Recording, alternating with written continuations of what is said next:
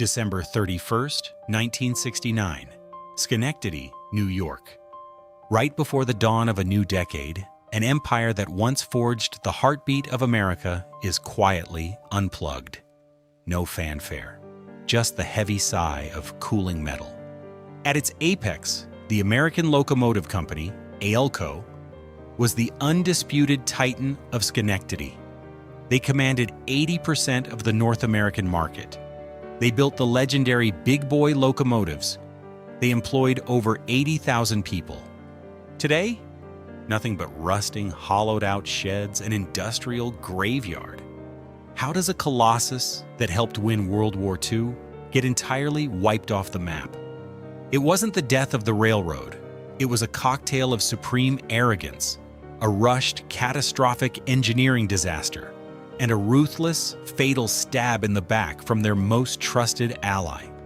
This is the fall of ALCO, a brutal lesson in what happens when an industrial giant refuses to wake up to the future.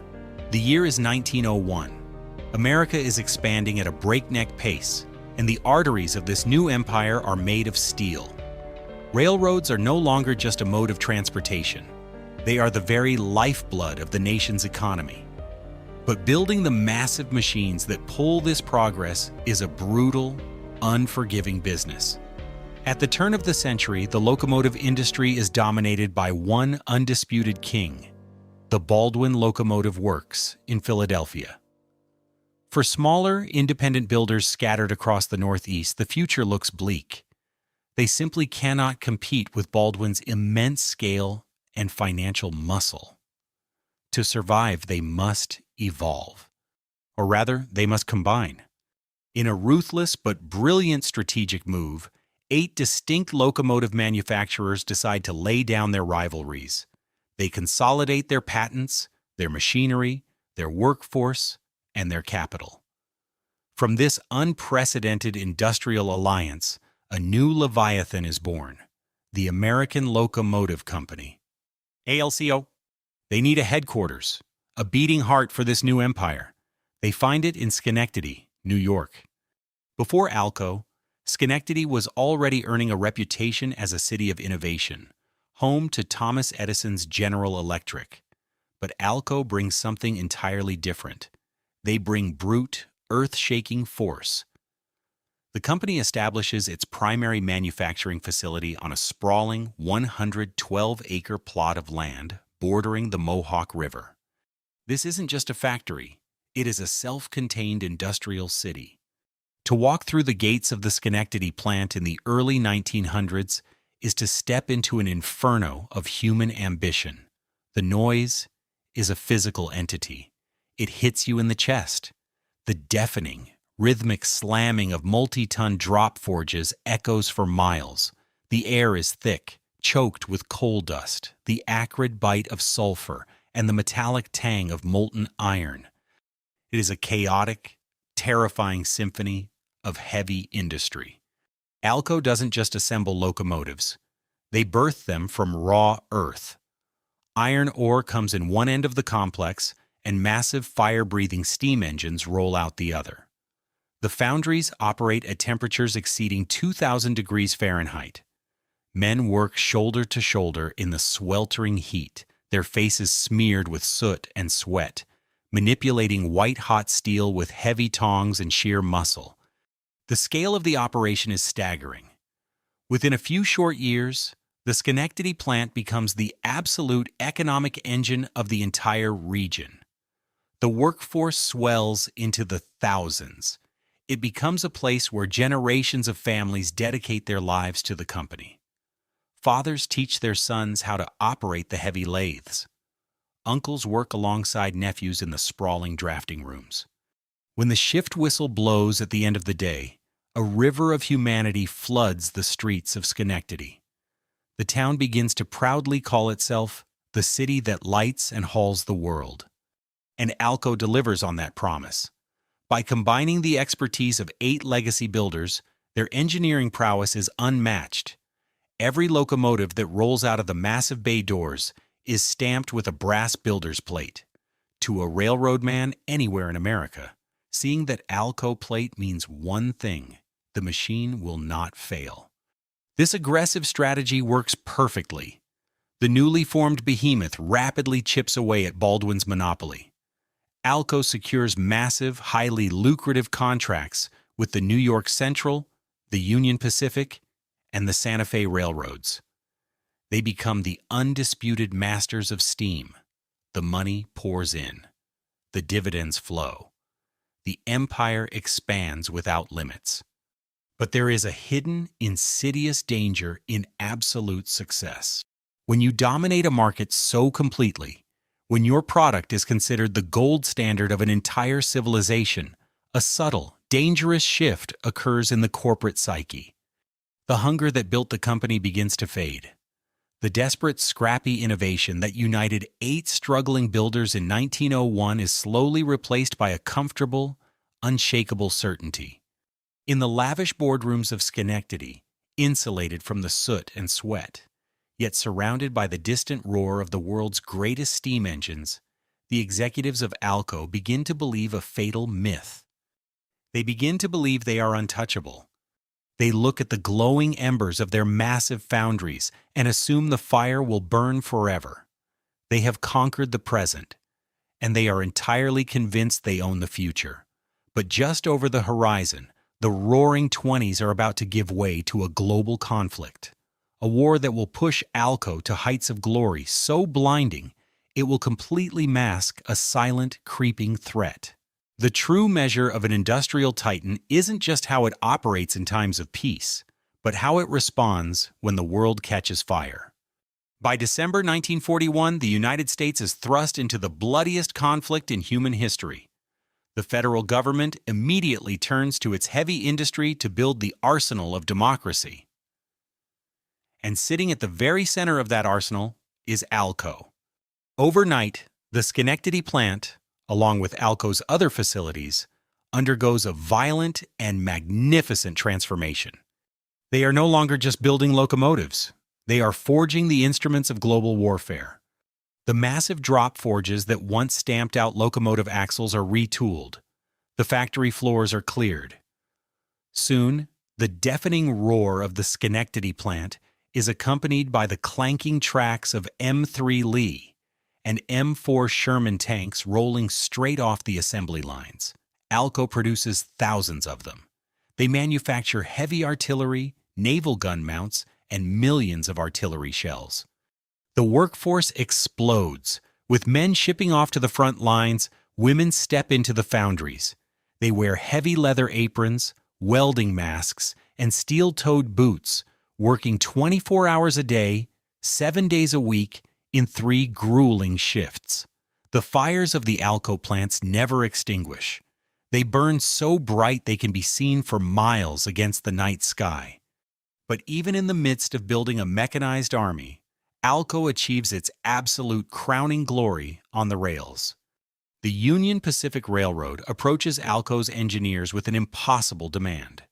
They need a locomotive capable of hauling impossibly heavy freight over the steep, treacherous grades of the Wasatch Mountains in Utah, without the need for helper engines. It has to be bigger, stronger, and more durable than anything the world has ever seen. ALCO's response is a masterclass in brute force engineering. They build the Class 4884. History knows it by another name, the Big Boy. It is, quite simply, a monster. Weighing in at 1.2 million pounds and measuring over 132 feet long, the Big Boy is a fire-breathing leviathan of steel. It generates an earth-shattering 7,000 horsepower. At top speed, it consumes 22 tons of coal and 12,000 gallons of water every single hour. When a Big Boy rolls out of the erecting shop, the ground physically shakes. It is the ultimate expression of the steam era, a mechanical beast that bends the laws of physics to its will. ALCO builds 25 of them, and they perform flawlessly, moving millions of tons of vital war material across the American West.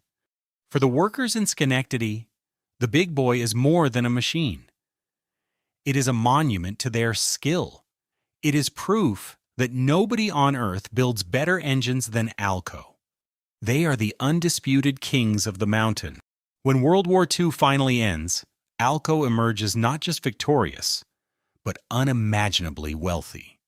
The post-war boom is in full swing. Europe needs to be rebuilt. American consumerism is exploding. And every single ton of steel, lumber, and grain moving across the continent is being pulled by locomotives. ALCO is drowning in cash. Their balance sheets are a sea of black ink. The company is generating staggering revenues, and its stock is a blue-chip darling of Wall Street. At this peak, across all its subsidiaries and wartime efforts, ALCO's payroll had touched over 80,000 men and women. They are a sprawling, untouchable empire. In the executive suites of Schenectady, the mood is euphoric. The men running ALCO are brilliant administrators, but they are also deeply, almost religiously, romantic about steam.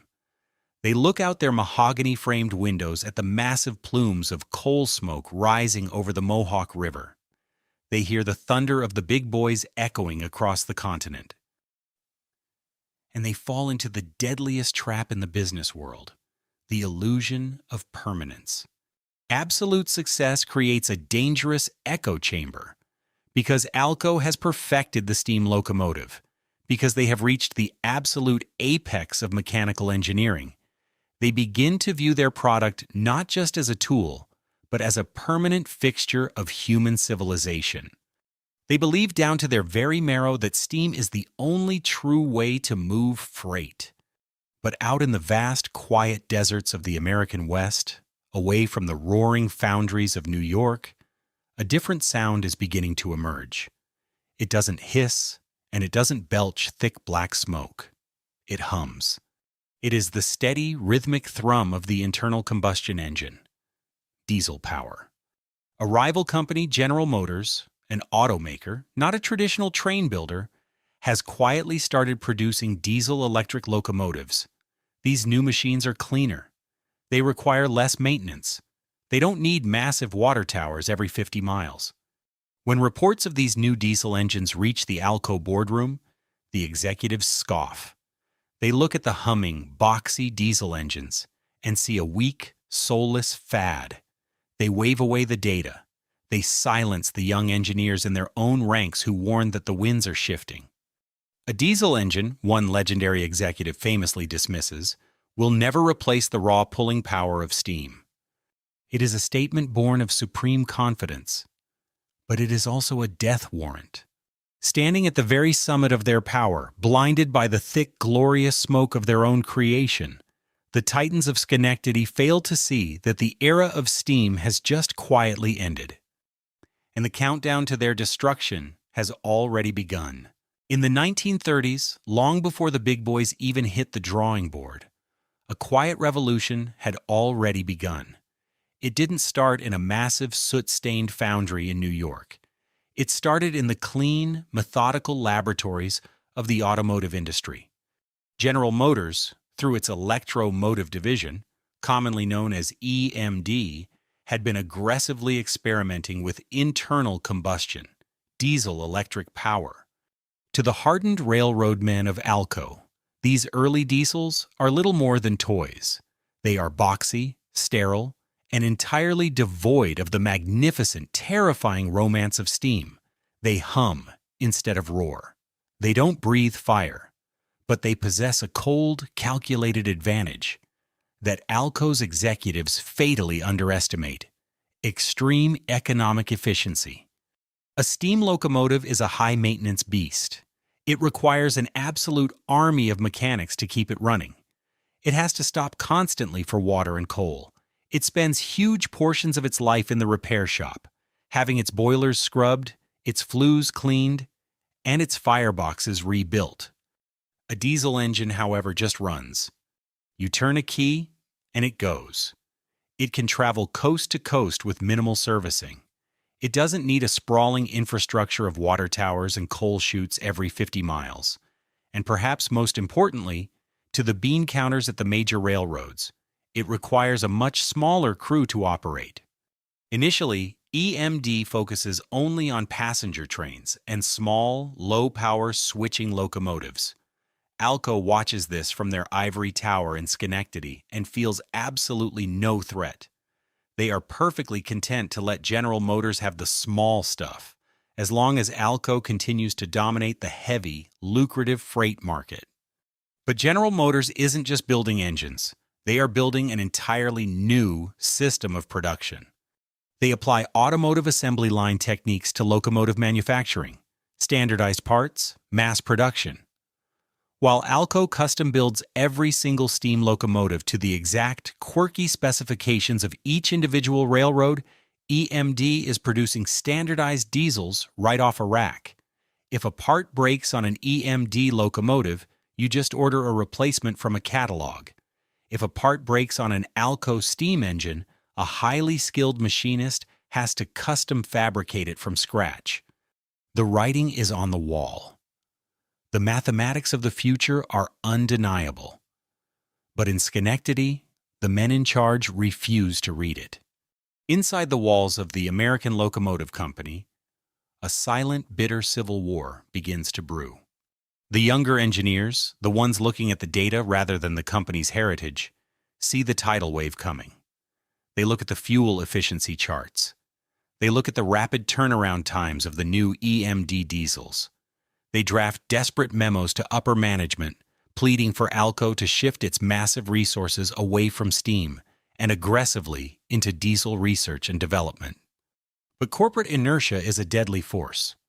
The senior executives, men who have spent their entire lives perfecting the steam engine, are fundamentally paralyzed by their own success.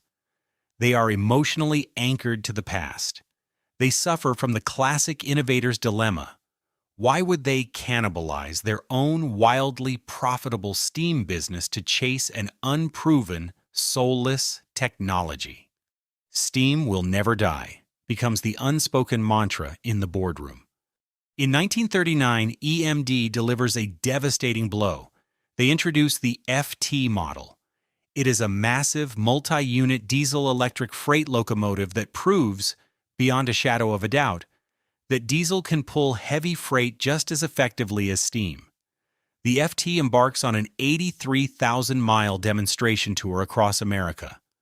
Railroad executives watch in awe as this new machine hauls massive loads over steep mountain grades without ever stopping for a single drop of water. This should have been ALCO's ultimate wake-up call. It should have been the moment they slammed the brakes on steam and pivoted entirely. Instead, they double down. While EMD is perfecting the FT, ALCO pours millions of dollars and thousands of man-hours into building the big boy. It is a magnificent engineering achievement, but strategically, it is the equivalent of building the world's greatest sword right after the invention of gunpowder. By the time the Second World War concludes, the psychological grip of steam finally breaks. The major railroads do the math, and the math definitively says diesel. The orders for steam locomotives don't just gradually decline, they plummet to zero practically overnight. The ALCO executives look at their balance sheets and realize, with sudden ice-cold horror, that they have wasted an entire decade. EMD has captured the market. General Motors is now the undisputed king of the rails. In a state of sheer corporate panic, ALCO realizes they must pivot immediately. They have to build a mainline freight diesel to compete with EMD, and they have to do it right now. They don't have time for years of careful testing. They don't have time for meticulous research and development.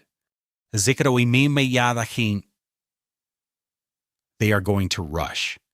And that desperate, panicked rush is about to birth a mechanical nightmare that will shatter their reputation forever. By 1946, the American Locomotive Company is no longer a proud, untouchable titan. They are a company operating in a state of sheer, unadulterated panic. The major railroads have made their verdict clear. The era of steam is dead. General Motors and their EMD division are taking over the mainline freight market with terrifying speed. Every day ALCO spends not selling a high-powered diesel locomotive is a day they bleed market share. They need a new engine, and they need it yesterday. Before the war, ALCO had developed a reliable but underpowered diesel engine known as the 539. It was fine for shuffling boxcars in a rail yard, but it did not have the horsepower to pull heavy freight across the Rocky Mountains. To compete with EMD, ALCO's engineers have to design an entirely new power plant from the ground up. They call it the ALCO 244.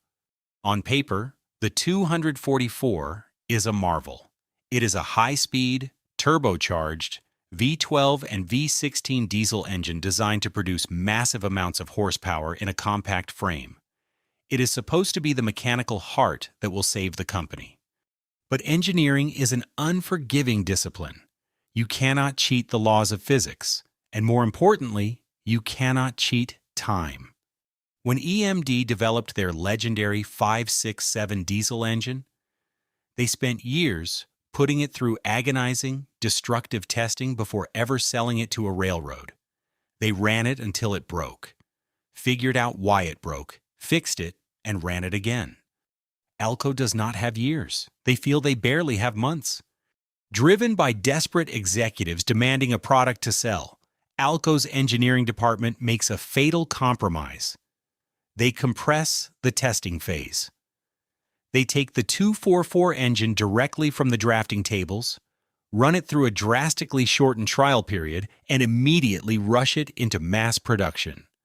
They place these unproven engines inside their brand new line of road locomotives, the FA for freight and the PA for passenger service. From the outside, they are magnificent. The ALCO PA, with its sleek, long nose and beautiful Art Deco styling, is widely considered one of the most stunning locomotives ever built. When they first roll out of the Schenectady plant, wrapped in the vibrant colors of the Santa Fe and the New York Central Railroads, it looks as though ALCO has finally returned to the top. But beauty on the rails means absolutely nothing if the machine cannot survive the brutal, grinding reality of moving thousands of tons of steel. And inside the pristine shell of these new locomotives, a mechanical time bomb is ticking. In the railroad business, a broken locomotive is not just an inconvenience. It is a logistical nightmare. When a freight train stalls on a mainline track, it paralyzes the entire network. Schedules are destroyed. Millions of dollars in cargo sit idle. Railroad dispatchers curse the machine that caused the delay. Almost as soon as the ALCO 244 engines go into heavy daily service, the nightmares begin. The rushed development cycle reveals its devastating cost. The 244 engine suffers from a catastrophic metallurgical flaw. The crankshafts, the massive rotating steel spines that absorb the explosive force of the diesel pistons, are failing. They aren't just wearing out prematurely, they are snapping. Under the immense stress of pulling heavy freight up mountain grades, the engine's main bearings fail to provide adequate lubrication. The metal heats up. The friction becomes intolerable. And then the crankshaft breaks. The internal damage is explosive. Engines literally tear themselves apart from the inside out. Pistons shatter. Engine blocks crack. In some cases, the mechanical violence causes the lubricating oil to ignite, sparking massive engine fires that consume the locomotives while they are still rolling down the tracks. The reports flooding back to Schenectady are catastrophic. Railroads that had trusted ALCO for half a century are furious. They had bought these machines expecting the same bulletproof reliability they got from a big boy steam engine. Instead, they are getting a temperamental, fragile machine that requires constant, expensive repairs. ALCO is suddenly drowning in warranty claims. Their elite teams of mechanics are dispatched across the country, desperately trying to patch up the 244 engines, replacing bearings, redesigning crankshafts on the fly, and retrofitting entire fleets at massive cost to the company. Eventually, ALCO's engineers do fix the 244. They solve the bearing issues and reinforce the crankshafts. But in the ruthless world of heavy industry, a reputation takes 50 years to build and only 5 minutes to destroy. The damage is already done. The name ALCO, once synonymous with indestructible American power, becomes a punchline among railroad crews. Purchasing agents at the major rail networks stop answering ALCO's calls. They take their multi-million-dollar contracts and walk across the street to General Motors. ALCO's market share goes into a terrifying freefall. They are bleeding cash, bleeding talent, and bleeding trust. But the darkest chapter is yet to come. Because while ALCO is desperately trying to extinguish the fires of the 244 disaster, their most important partner, the company that supplies the vital electrical guts of every single ALCO diesel, is watching. And General Electric does not like to associate with a sinking ship. In the ruthless ecosystem of heavy industry, alliances are only as strong as the profits they generate. And for decades, the American Locomotive Company had possessed an incredible secret weapon, a partnership so deeply intertwined, so historically grounded, that it seemed virtually unbreakable. Their partner wasn't just any manufacturer, it was Thomas Edison's behemoth, General Electric. To understand the sheer gravity of this relationship, you have to look at a map. Both ALCO and GE were headquartered in Schenectady, New York. They were literal neighbors, sharing the same city, the same labor pool, and the same industrial heartbeat. But their connection went far beyond geography. It was entirely symbiotic. A diesel locomotive is not just a diesel engine on wheels. It is, technically, a massive electric power plant that carries its own fuel. The diesel engine spins a massive generator, which creates electricity. That electricity is then fed down into electric traction motors mounted on the axles, which actually turn the wheels. ALCO built the heavy steel chassis and the roaring diesel engines. GE built the highly complex, meticulously engineered electrical nervous system. For years, the locomotives rolling out of the Schenectady plant proudly bore a dual badge, ALCO GE. It was a marketing powerhouse. When a railroad bought an ALCO locomotive, they were also buying the legendary, bulletproof reliability of General Electric's electrical components. It was a marriage of muscle and mind that was supposed to make them invincible against the rising threat of General Motors. But then came the catastrophe of the 244 engine. As ALCO's diesel engines began shattering crankshafts and bursting into flames across the American rail network, the dual branding suddenly became a massive liability for General Electric. GE was a company obsessed with perfection. They were pioneers of modern electrical engineering, and now their pristine corporate logo was bolted to the side of locomotives that were breaking down and paralyzing mainline freight traffic. In the immaculate, quiet boardrooms of GE, far removed from the soot and grease of the ALCO assembly lines, the executives made a cold, calculated assessment. ALCO was no longer an asset. ALCO was an anchor, and they were dragging GE's reputation down with them. In 1953, the historic partnership officially fractures. GE quietly but firmly dissolves the ALCO-GE marketing consortium. They remove their name from the side of the locomotives. ALCO is forced to face the market alone, retaining the heavy burden of rebuilding their shattered reputation without the powerful shield of the GE brand. But GE doesn't just walk away. They are watching the locomotive market closely. They see that ALCO is hemorrhaging blood, and they see that General Motors is making absolute fortunes. General Electric decides they want a piece of the empire for themselves. If removing their name from the badge was a slap in the face, what happens next is a dagger straight to the heart. In 1956, GE begins taking steps to enter the domestic road locomotive market independently. By 1959, they introduced their own prototype mainline freight locomotive, a brutal, highly efficient machine that would eventually evolve into the legendary Universal series or the U-boats. GE becomes a direct, aggressive competitor. For ALCO, the situation is not just bad, it is completely agonizing. Because they lack their own electrical manufacturing division, ALCO is still forced to purchase their traction motors and generators from General Electric. They are effectively trapped in a toxic, parasitic relationship where they have to buy their most expensive components from the very company that is now actively trying to destroy them. When ALCO sales representatives visit a railroad to pitch their new, redesigned locomotives, they frequently find GE salesmen waiting in the lobby, and GE has an ultimate, unbeatable advantage: deep pockets. Locomotives cost millions of dollars. Railroads often need to borrow money to buy them.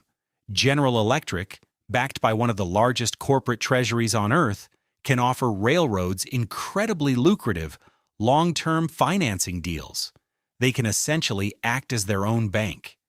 ALCO, bleeding cash from the 244 disaster and lacking a massive corporate parent, simply cannot match GE's financial terms. Even if ALCO builds a better machine, they lose the contract on the financing. The vice is tightening. From above, General Motors and their EMD division continue to dominate the lion's share of the market. From below, their former brother-in-arms, GE, is aggressively stealing whatever is left. By the early 1960s, ALCO is isolated. They are battered, bruised, and backed into a corner. Most companies in this position would quietly liquidate their assets, surrender to the inevitable, and fade into history. But the men on the drafting tables in Schenectady are not ready to die. Not yet. Fueled by a volatile mix of wounded pride, desperate anger, and sheer engineering brilliance, they decide to push all their remaining chips to the center of the table. They are going to build one final, magnificent line of locomotives. They are going to create a machine so powerful, so perfect, that it will force the world to respect the name ALCO once again. It is the ultimate gamble, and it is about to begin. By the dawn of the 1960s, the American Locomotive Company is widely considered an industry ghost. They have been battered by General Motors, betrayed by General Electric, and humiliated by their own past engineering failures. The railroad industry and Wall Street essentially expects ALCO to quietly close its massive bay doors, liquidate its assets, and surrender to the inevitable. But the men inside the Schenectady plant are forged from the same heavy steel they work with. They refuse to die on their knees. In a last, desperate bid for survival, ALCO's engineering department initiates a project that represents the absolute zenith of their mechanical capability. They realize that to win back the trust of the American railroads, they cannot just build a good locomotive. They have to build a masterpiece. The foundation of this comeback is the ALCO 251 diesel engine. Unlike the rushed, ill-fated 244, the 251 is designed with painstaking, almost paranoid precision. ALCO's engineers test it relentlessly. They over-engineer every critical component. The result is one of the most durable, reliable, and powerful internal combustion engines ever created. It is a massive block of iron that simply refuses to break. In 1963, ALCO takes this bulletproof engine and wraps it inside a radically new, aggressively styled chassis. They call it the Century Series. The name itself is a defiant declaration of intent. It is a promise to the railroads that ALCO is not a relic of the past, but a company ready to power the next 100 years of American industry. When the first Century Series locomotives, the C420 and C424, roll onto the test tracks, they are breathtaking. They feature a high, muscular, short hood, a modern pressurized cab to protect the crew, and an advanced air filtration system designed to keep the engine pristine even in the harshest desert environments. For the workers in Schenectady, these machines are more than just products. They are a profound statement of redemption. Standing on the factory floor, wiping grease from their hands, the engineers watch the Century models effortlessly haul massive tonnage and feel a surge of forgotten pride. They have done it. Against impossible odds, they have engineered their way out of the darkness. They have built a machine that can go head-to-head with anything General Motors or General Electric can produce. But as the first sales brochures are printed and the representatives fan out across the country, ALCO is about to learn the cruelest lesson in modern capitalism. Sometimes building a perfect machine simply isn't enough.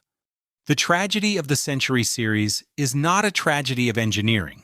It is a tragedy of timing. When ALCO's representatives walk into the purchasing offices of the major American railroads in 1963, they are carrying the blueprints for an objectively brilliant locomotive. But the executives sitting across the mahogany desks aren't looking at the horsepower metrics. They are looking at the name on the briefcase. The ghost of past failures still haunts the industry. Even though the new 251 engine is mechanically flawless, railroad executives are fundamentally risk-averse. They look at the ALCO badge and remember stalled freight trains. They remember blown engines.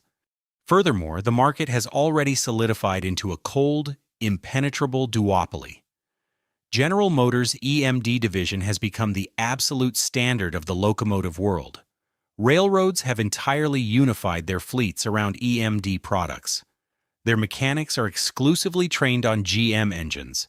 Their maintenance facilities are stocked exclusively with GM parts.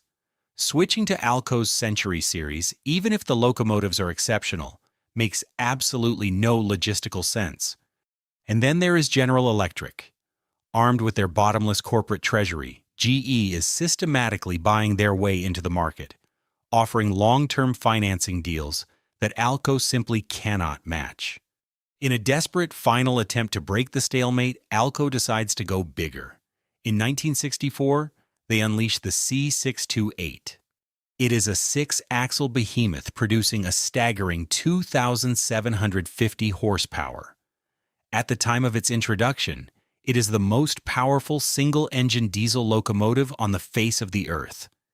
It is an absolute brute, capable of ripping miles of heavy freight cars right off the rails. But this magnificent ambition backfires. The C628 is so incredibly heavy that its massive weight begins damaging the older, lighter tracks of several smaller railroads. It is a machine built for a scale of railroading that only a few wealthy companies can support. Despite the objective excellence of the Century series, the order books in Schenectady remain devastatingly thin. While EMD and GE are selling road locomotives by the thousands, ALCO is fighting tooth and nail just to sell them by the dozens. The money begins to run out. The massive 112-acre Schenectady complex, originally designed to build hundreds of steam locomotives a month, is operating at a fraction of its capacity. The immense overhead costs of the sprawling factory are suffocating the company. The brilliant minds in the engineering department did exactly what was asked of them. They built a world-class locomotive. They redeemed the company's technological honor. But they cannot rewrite the laws of economics. They cannot unburn the bridges of the past. By the mid-1960s, ALCO's executives realized that the company can no longer survive as an independent manufacturing entity. The Century series was a beautiful, heroic gamble, but the dice have rolled, and ALCO has lost. Imandraki ditain wine drain teaching. The engineers and machinists are forced to step aside, because the fate of the American Locomotive Company is no longer going to be decided on the drafting tables. It is going to be decided by the ruthless arithmetic of Wall Street. By 1964, the American Locomotive Company is running on fumes. The Century series, despite its undeniable engineering brilliance, has failed to break the iron grip of General Motors and General Electric. ALCO is holding on to a meager slice of the domestic locomotive market, and the massive 112-acre manufacturing complex in Schenectady has become a financial albatross. The overhead costs are simply too high for the volume of locomotives they are actually selling. The company is financially exhausted, and when an industrial giant is bleeding cash, it attracts a very specific kind of predator. Enter the era of the corporate conglomerate. In late 1964, ALCO surrenders its independence. It is acquired by the Worthington Corporation, a major manufacturer of pumps and compressors. 3 years later, in 1967, Worthington merges with the automotive remnants of Studebaker to form a massive holding company, Studebaker Worthington. Overnight, the fundamental philosophy of the American Locomotive Company is violently rewritten. For over 60 years, ALCO had been run by railroad men. They were engineers, machinists, and builders who measured success by the pulling power of a locomotive and the durability of a steel chassis. They were fiercely proud of their machines. But to the new executives sitting in the distant corporate suites of Studebaker Worthington, ALCO is not a legacy. It is not a proud piece of American history. It is simply a line item on a sprawling spreadsheet. When the conglomerate's accountants examine ALCO's books, they make a cold, ruthlessly pragmatic calculation. They look at the locomotive market and realize that fighting a turf war against the limitless treasuries of General Motors and General Electric is financial suicide. ALCO will never regain its throne. But there is still money to be made, not by growing the company, but by harvesting it. Studebaker Worthington shifts ALCO's operational model from manufacturing innovation to aggressive extraction. They turn the legendary locomotive builder into a corporate cash cow. The strategy is brutal, but effective. If you want to squeeze immediate profits out of a dying industrial plant, you stop investing in its future. The research and development budgets, the very lifeblood that birthed the brilliant 251 engine and the Century series, are gutted. Marketing campaigns are slashed. Preventative maintenance on the sprawling Schenectady factory is indefinitely deferred. Roofs begin to leak over the assembly lines. The massive drop forges, the machines that once beat with the rhythmic heart of American progress, are allowed to slowly fall into disrepair. But the most devastating loss is not the machinery. It is the human capital. Seeing the writing on the wall, the brilliant engineers who had dedicated their lives to saving the company's reputation begin to leave. The draftsmen pack up their slide rules. The master machinists, men whose fathers and grandfathers had stood in those exact same foundries, take early retirement or seek work elsewhere. A massive brain drain hollows out the core of the company. Those who stay are forced to watch their beloved factory be systematically carved up.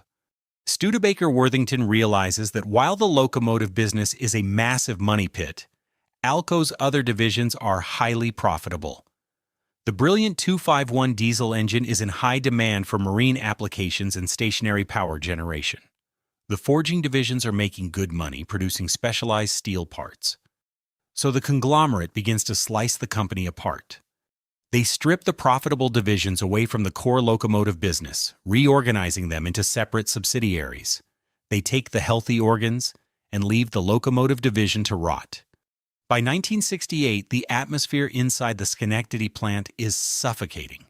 The workforce has been slashed to a fraction of its wartime peak. The men on the assembly line are no longer building for the future. They are simply fulfilling the last few remaining orders, stretching out the clock. The deafening roar of the factory has been replaced by a quiet, creeping sense of dread. The executives at Studebaker Worthington run their final calculations. The locomotive division has been thoroughly bled. There is no more value to extract. The land beneath the factory is now worth more than the machines sitting on top of it. The corporate board holds a vote. It is swift, sterile, and completely devoid of emotion. A spreadsheet does not care about history. It does not hear the distant, ghostly whistle of a big boy locomotive. It only sees margins. The death sentence is officially signed. It is no longer a question of if the titans of Schenectady will fall. It is only a question of how many days are left on the calendar before the execution takes place. The bitter winter of 1969 descends on upstate New York. Inside the massive erecting shops of the American Locomotive Company, the cold is absolute. Not just the weather, but the creeping, undeniable chill of an ending. The sprawling 112-acre complex, a place originally designed to house tens of thousands of workers and churn out the heaviest machinery on Earth, is now practically a ghost town. The deafening roar of the drop forges is gone. The cavernous drafting rooms are pitch black, the drafting tables covered in heavy dust sheets. Only a skeleton crew remains, a few hundred men walking through the echoing halls of a dying empire. They are here to perform an autopsy on their own livelihoods. The corporate conglomerate Studebaker Worthington has officially announced the closure. The locomotive division is being shuttered forever. But there is one final contractual obligation to fulfill, one last order on the books. It is an order from the Newburgh and South Shore Railroad. They don't want a massive, world-beating mainline freight locomotive. They just want a switcher. It is an ALCO T6, a small, 1,000-horsepower utility engine designed merely to shuffle boxcars around a rail yard. There is a profound, heartbreaking irony in this. ALCO, the company that built the 1.2 million-pound big boy, the company that engineered the most powerful single-engine diesel on the planet, is going to end its 68-year run by building a modest, unassuming yard goat. But the men on the floor do not treat the T6 with contempt. These are ALCO men. Many of them have 20, 30, or 40 years of seniority. Their fathers worked in these same bays. Building locomotives is not just their job, it is their identity. And they refuse to let their final machine be anything less than perfect. The assembly of the last T6 is a slow, agonizingly meticulous process. Every bolt is torqued with absolute precision. Every wire in the electrical cabinet is routed flawlessly. Every coat of paint is applied with the care of a master artist finishing his final canvas. It is a prolonged funeral march, because every time a machinist finishes a subassembly, he knows he will never build another one. When the final piston is lowered into the 251 engine block, the engine shop goes dark. When the electrical generator is bolted to the chassis, the electrical bay shuts down.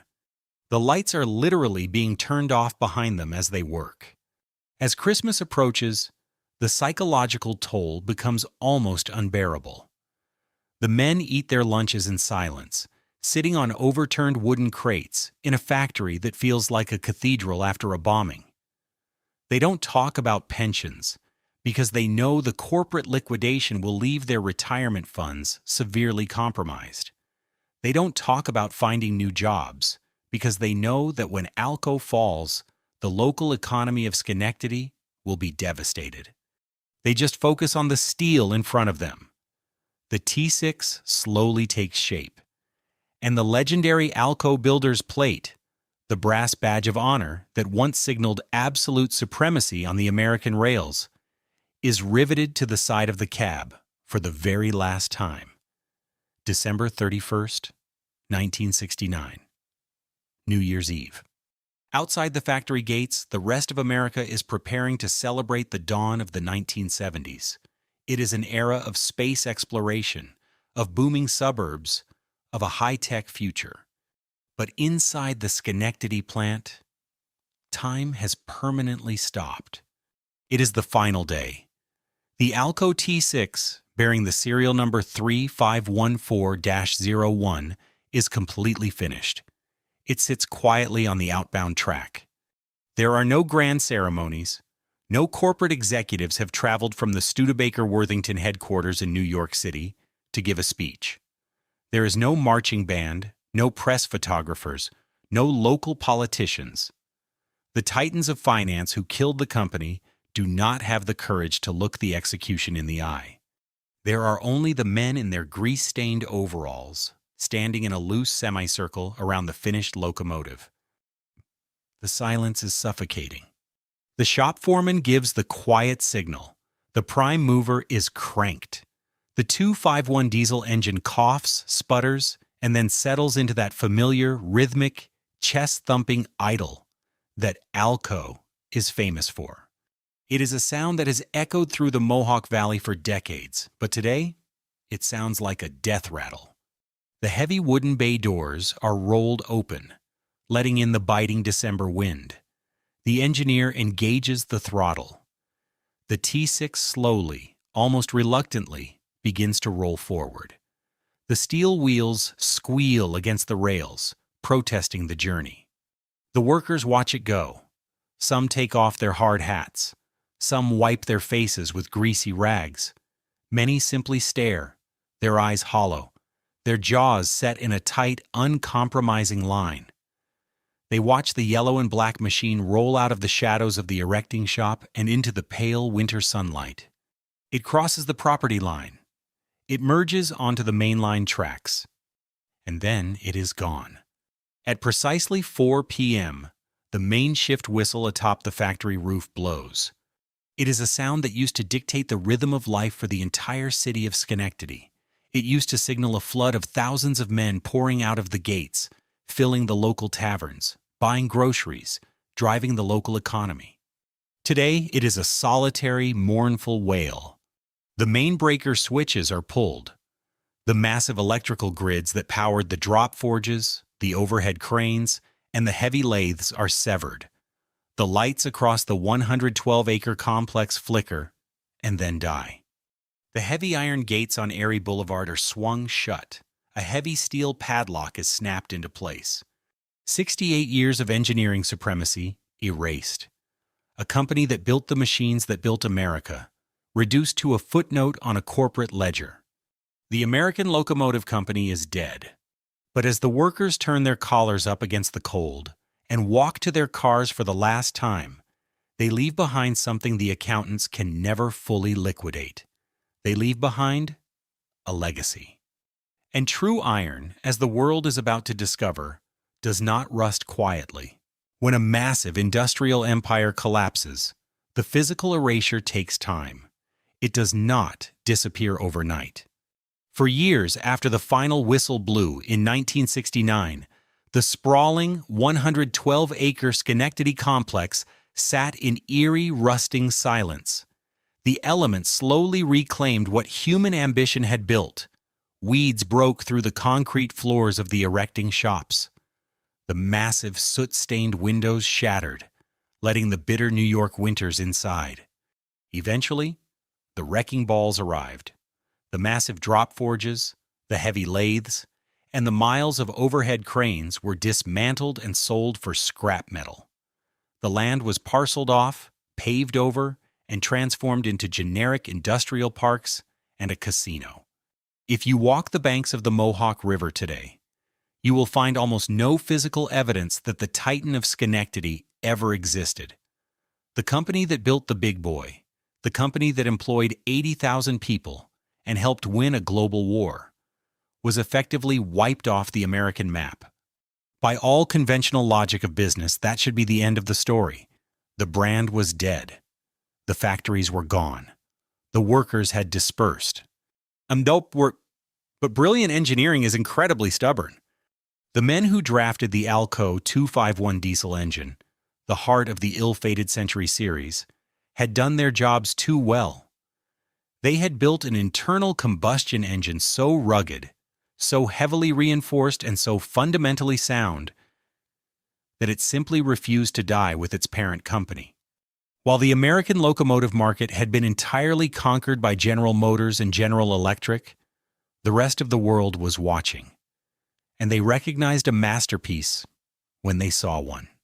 Just across the northern border, a former ALCO subsidiary known as the Montreal Locomotive Works, or MLW, had been watching the collapse of Schenectady with quiet determination.